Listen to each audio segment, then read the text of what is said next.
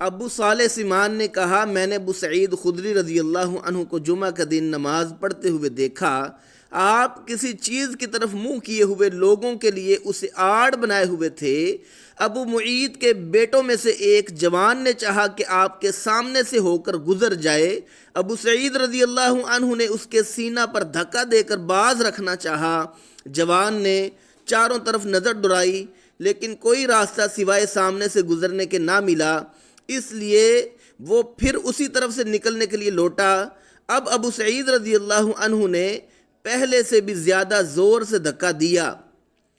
اسے ابو سعید رضی اللہ عنہ سے شکایت ہوئی اور وہ اپنی یہ شکایت مروان کے پاس لے گیا۔ اس کے بعد ابو سعید رضی اللہ عنہ بھی تشریف لے گئے۔ مروان نے کہا، ابو سعید رضی اللہ عنہ، آپ میں اور آپ کے بھتیجے میں کیا معاملہ پیش آیا؟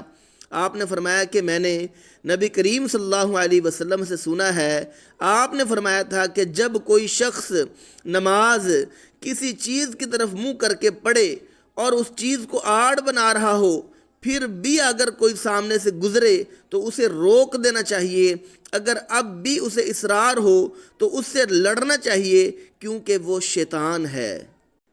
زید بن خالد نے بسر بن سعید کو ابو جہیم عبداللہ انصاری رضی اللہ عنہ کی خدمت میں ان سے یہ بات پوچھنے کے لیے بھیجا کہ انہوں نے نماز پڑھنے والے کے سامنے سے گزرنے والے کے متعلق نبی کریم صلی اللہ علیہ وسلم سے کیا سنا ہے۔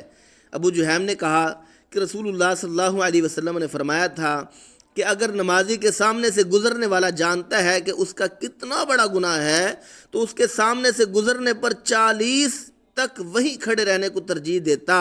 ابو نضر نے کہا کہ مجھے یاد نہیں کہ بسر بن سعید نے 40 دن کہا یا مہینہ یا سال۔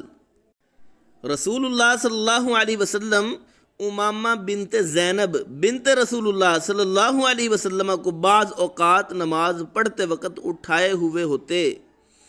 ابو العاص بن ربیعہ بن عبد شمس کی حدیث میں ہے کہ جب سجدہ میں جاتے تو اتار دیتے اور جب قیام فرماتے تو اٹھا لیتے۔